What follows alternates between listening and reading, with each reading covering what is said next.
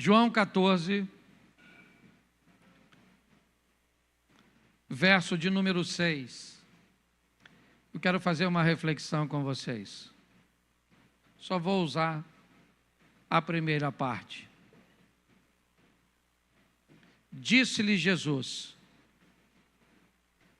eu sou o caminho. Repita comigo: eu sou o caminho. Isso. Vamos lá. E disse-lhe Jesus. Repita: disse-lhe Jesus. Eu. Isso aí, vamos lá. Fala tudo. Disse Jesus: eu sou o caminho. Feche os seus olhos. Senhor nosso Deus e Pai, muito obrigado por tua palavra. Fala conosco. Usa-me como um canal de bênção nesta hora, pelo poder do nome de Jesus. Amém. Glória a Deus. Amém. Eu quero te mostrar duas coisas neste versículo. A primeira foi a frase que lemos. Disse-lhe Jesus: eu sou o caminho. Mas nesse mesmo texto, nós também temos o destino deste caminho. O final do texto diz: ninguém vem ao Pai senão por mim. Então nós poderíamos dizer o seguinte: o destino é o Pai e o caminho é Jesus. Jesus é o caminho para o Pai. Hoje nós não vamos falar da verdade, nós não vamos falar, certo, da vida. Simplesmente nós vamos ver o caminho rapidamente. A primeira coisa que é importante nós entendermos é o que Jesus está usando por base para fazer esta afirmação. Todos que ouvem Jesus sabem que ele não está se referindo a qualquer caminho. Sabe que Jesus está se referindo ao caminho no deserto. Aliás, a maior parte dos trajetos percorridos pelas pessoas de longa distância era no deserto. Então, quando Jesus diz: eu sou o caminho para o Pai, a primeira coisa que nós devemos perguntar para nós mesmos é se nós estamos interessados em ir para onde Jesus se diz ser o caminho. Porque não há nenhum interesse para fazer esta afirmação. Caminhar em Jesus, se ele não tiver o intuito de ter Deus como destino. Então Jesus está dizendo: eu sou o caminho onde? No deserto. E qual é o problema de um caminho no deserto? É que se ele não for trilhado de forma correta, ou seja, se alguém errar o caminho, a morte é certa. O povo, quando sai do Egito, sai para ir para a terra da vida, a terra que mana leite e mel. E eles erram o caminho. Eles vão peregrinar durante 40 anos no deserto. E eles só não morrem por causa da provisão divina da água e do alimento. Ou seja, errar o caminho, a morte é certa.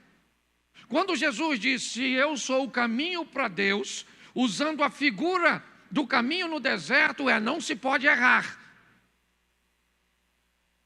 E a segunda coisa que nós podemos ver nessa expressão caminho é: não existe caminho. Essa expressão caminho só pode ser usada por um trajeto cujo qual já foi percorrido. Tá certo? Se o trajeto não foi percorrido, ele não pode ser chamado de caminho. Para que a palavra caminho seja empregada, alguém tem que ter trilhado. Por exemplo, Moisés traz consigo a tipificação do Cristo no Velho Testamento. Ele é um libertador que entra na opressão egípcia para tirar o povo para a libertação. Mas você observa na história dele que quando ele mata o egípcio, o que ele vai fazer é percorrer o caminho do deserto até Midian.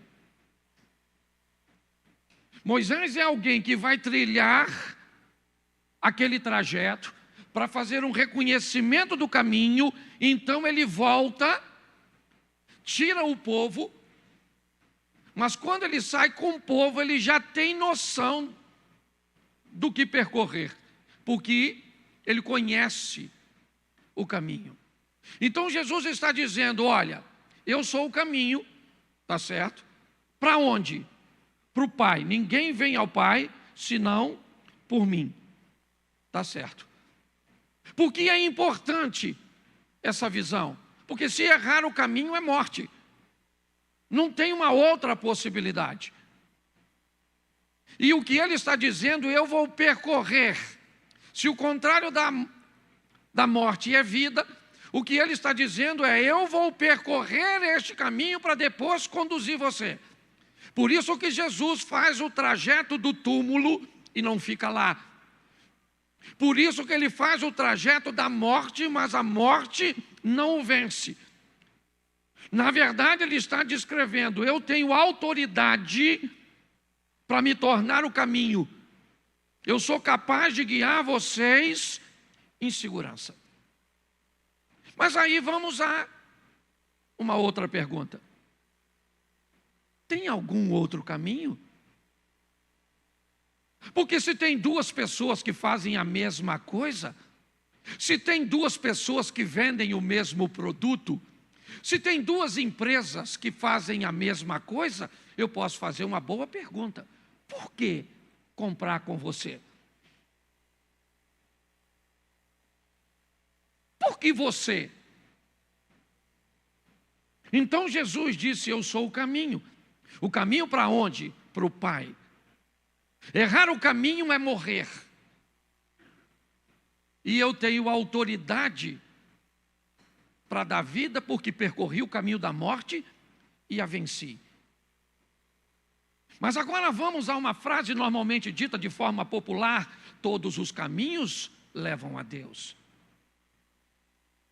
Então será que existe algum outro caminho que nos leve a Deus? Porque se houver, por que eu vou com Jesus?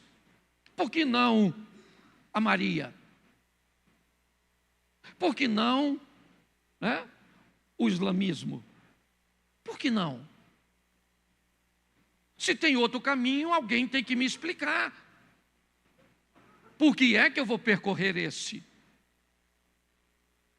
Então Jesus disse de uma forma muito categórica, não há outro caminho além dele. Em nenhum outro nome há salvação. Ele é único e suficiente para nos salvar. Então por que ele? Porque não há outra forma. Ninguém além dele venceu a morte. Ninguém além dele pagou o preço. Então, quando ele diz, eu sou o caminho, eu sou o único, não tem outra forma de se chegar ao Pai. Você pode ir para qualquer outro lugar usando outro caminho, mas o único caminho que leva ao Pai, certo? João 14, é Jesus. Eu sou o caminho e ninguém vem ao Pai senão por mim. Em nenhum outro há salvação. Jesus está explicando isso de uma forma muito importante. Mas nós ouvimos também algo interessante. Como é que eu vou nesse caminho? Então tá bom, Jesus é o caminho, eu já entendi isso, ele me leva para o Pai, é para onde eu estou a fim de ir.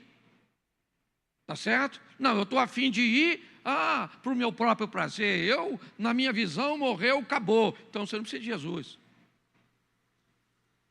Ok? Eu quero ir para o inferno. Eu vim agora mesmo de São Paulo, né? Vim com Mary, e você passa em Itatiaia, está lá na beira da Dutra, o templo, que cada dia se torna maior, a Satanás. Tá certo? Está lá na beira da rua, com todas as imagens, os animais que vão ser oferecidos e todos os ritos. Tá certo? Se você perguntar a uma pessoa daquela lá, se eles querem ir para o céu, qual é a resposta? Não. Eles querem encontrar com Deus? Não. Eles têm o direito de fazer isso? Sim. Então parece uma coisa boba perguntar, mas todas as vezes que você lida com alguém que diz que quer estar em Cristo para encontrar com Deus, mas não consegue entender o restante dessa história, essa pessoa, ela acaba se atrapalhando. Mateus capítulo 7, lá pelo verso 13, a Bíblia diz: estreita é a porta, apertado é o caminho que conduz à vida. Então preste atenção, Jesus é um caminho apertado. Jesus não é um caminho largo. Naquela caminhada descrita por Jesus no deserto, há uma recomendação a todos aqueles que vão caminhar no deserto: não leve nada além do necessário, porque no deserto tudo que não é necessário se torna pesado. Qualquer coisa que você leve no deserto, que não seja necessário, inevitavelmente te torna um peso para você. Pode impedir você de alguma forma. Pastor, mas como é que eu ando nesse caminho? Então vamos lá, se o texto se completa, vamos dar uma olhada em como eu devo ir em Cristo para me encontrar com Deus, num caminho estreito. Se eu errar, eu morro. O único que percorreu com sucesso foi Jesus. De todos os que morreram, o único que tem no seu túmulo escrito: ele não está aqui, ele ressuscitou, é Cristo. Então como é que eu trilho esse caminho? Então vamos dar um pulinho no escrito do apóstolo Paulo: revesti-vos de toda a armadura de Deus. Nesse caminho eu preciso utilizar os elementos, certo, que o soldado trazia consigo. A preparação nos pés para trilhar caminhos desafiadores do deserto, não como o deserto de Saara, com aquela areia, mas as pedras, os espinhos. É basicamente impossível caminhar com sucesso por um longo trecho sem ter os pés protegidos. Toda a estrutura, o capacete, a couraça, o escudo, tudo, a espada. Então, para que eu possa trilhar este caminho de vida em Cristo, eu não posso simplesmente entrar nele de qualquer forma. Eu tenho que tomar posse de elementos que serão fundamentais no trajeto que eu vou percorrer entre Cristo e Deus, entre essa vida e a próxima. Jesus está explicando isso de uma forma muito importante. Mas me permita usar um texto do Velho Testamento. E ele diz assim: quando estiveres trilhando, ouvirá uma voz por trás de ti, dizendo: este é o caminho, andai nele, não se desviai nem para a direita, preste atenção, nem para a direita e nem para a esquerda. Essa é uma expressão bem interessante. Por quê? Porque o desvio para a direita ou para a esquerda de uma linha reta é normalmente a quebra de um esquadro. Você já viu uma casa onde no cômodo, num canto, tem uma cerâmica inteira. E quando você vai percorrendo,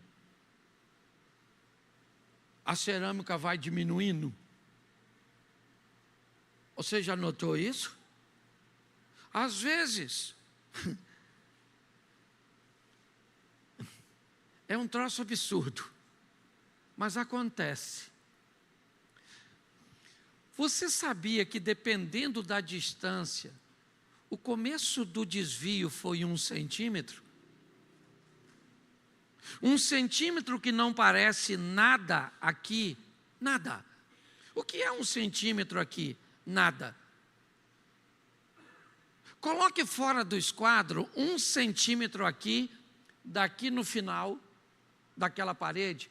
Eu vou te dizer, se você tiver uma linha reta aqui, ó, retinha, e desviar 1 centímetro aqui, provavelmente nessa distância até ali, vai dar quase 50 centímetros. Quando a Bíblia diz, não se desviai nem para a direita nem para a esquerda, mantenha-se perto ou no alinhamento, o que ela está nos alertando é o seguinte: se você se desviar um pouquinho, eu vou dizer o que vai acontecer com você. Você não vai notar. O desvio é tão pouco, é tão pequenininho, que você tolerou, o que você aceitou, o que você, certo? Não fez questão.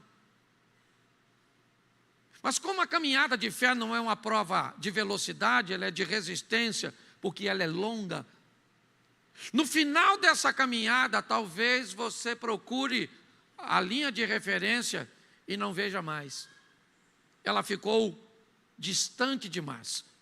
Um desvio pequenininho, por isso, a Bíblia diz, você vai ouvir por detrás de você uma voz que vai lhe dizer, este é o caminho, é este aqui. Não se desvie dele nem um pouquinho, nem para a direita e nem para a esquerda. O caminho da salvação descrito por Jesus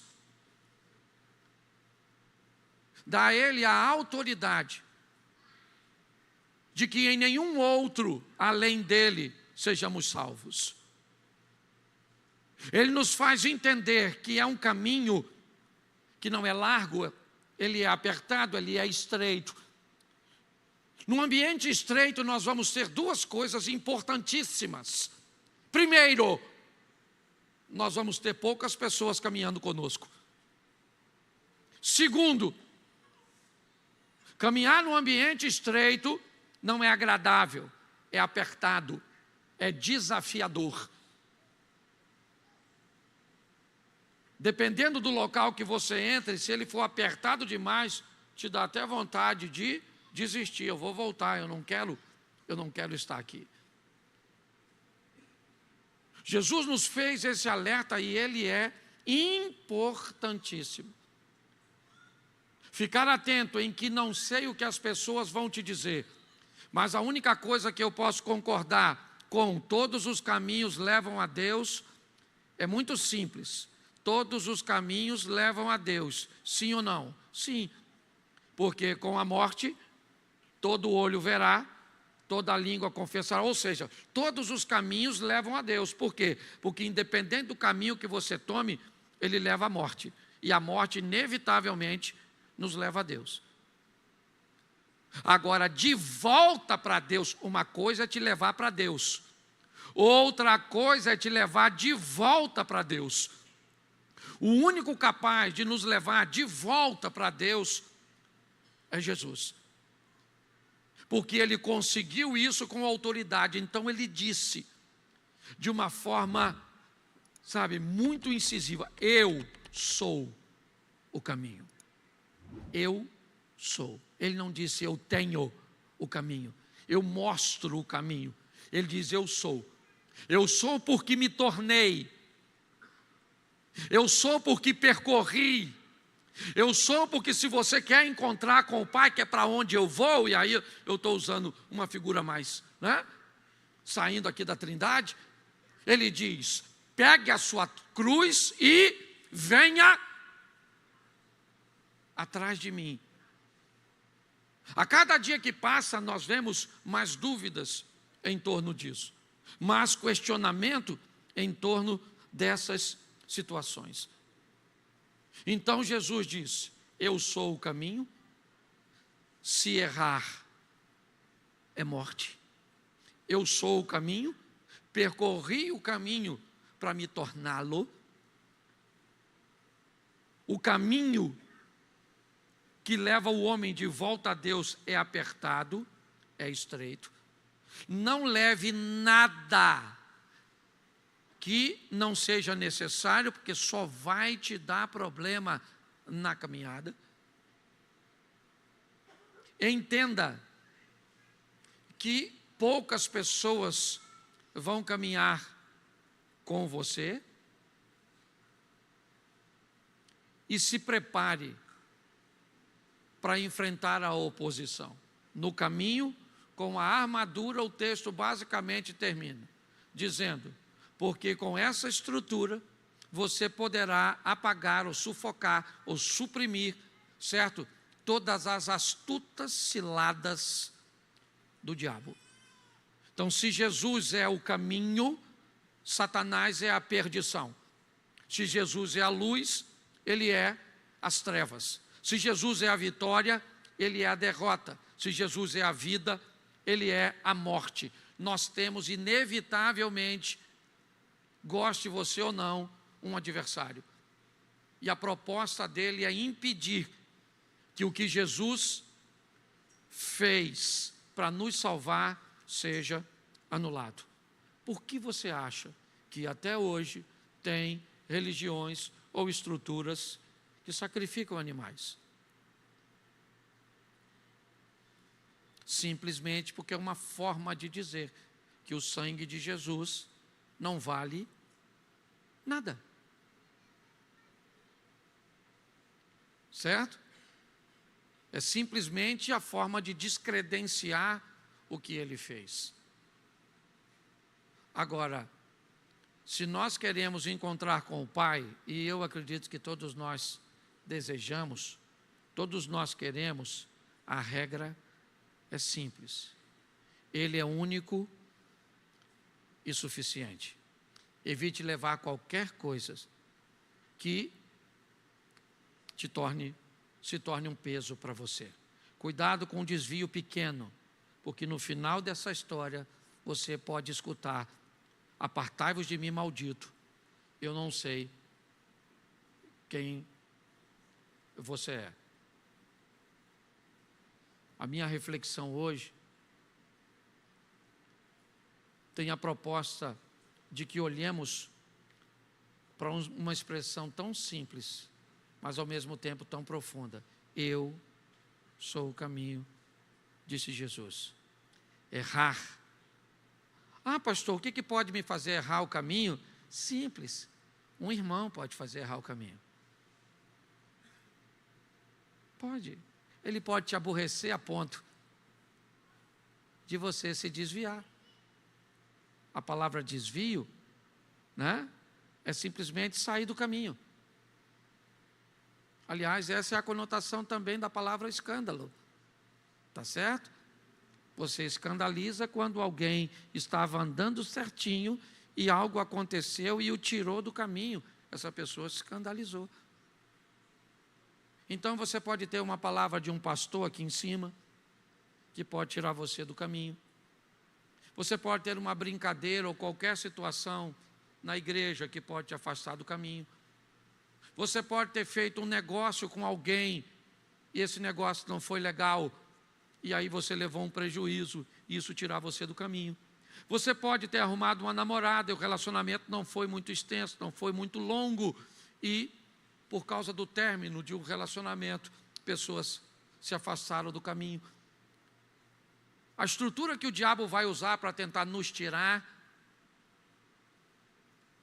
ele vai fazer o que for possível, o que estiver ao alcance dele, para que nós saiamos do caminho. E volto e termino aqui. Não precisa sair muito, não. Hoje nós estávamos descansando um pouquinho e Meli pediu para assistir um filme. E aí ela disse: Cláudio, eu gosto desse filme porque basicamente não tem palavrão. Hoje você encontrar um filme que não tem palavrão e cenas de sexo, seja hétero ou homo, é a coisa mais difícil que tem. Só se for um filme gospel. Certo? E aí ela me disse: Cláudio, eu gosto, porque esse filme não tem palavrão. E eu olhei para ela e disse: se nós escutamos com uma frequência muito grande, é só uma questão de tempo até nós acharmos comum, natural, um desvio pequeno, uma coisa pequenininha, pode fazer grande diferença no final dessa história. Ele é único e suficiente Salvador, que nada nos afaste dele. E eu vou falar para você, vai ter muita gente, vai ter muita coisa, vai ter muitas situações para tentar nos afastar desse caminho, desistir da nossa fé. Fortaleça-se no Senhor e na força do seu poder. Que a vara e o cajado do Senhor estejam ao seu lado. Que o Espírito Santo seja o nosso companheiro. Que se cumpra em nós, 1000 cairão ao nosso lado, 10.000 à nossa direita, mas nós não seremos atingidos. Porque o Senhor dará ordem aos seus anjos a nosso respeito. A Bíblia diz: aquele que perseverar até o fim receberá a coroa da vida. Todas as propostas do Apocalipse são apenas para um grupo de pessoas: os vencedores. Ao que vencer será vestido de vestes brancas, ao que vencer receberá uma pedra, ao que vencer será feito coluna, ao que vencer comerá da árvore da vida. É o que vencer, o que vencer, o que vencer e o que vencer, e nós venceremos pela misericórdia, pela graça de Deus e pela proximidade com o Senhor. Você pode ficar de pés neste momento.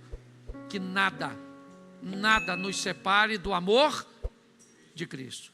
Quando o apóstolo Paulo escreve isso, ele sabia o que estava dizendo, certo? Nada, nem a altura, nem a profundidade, nada vai nos separar do amor de Cristo.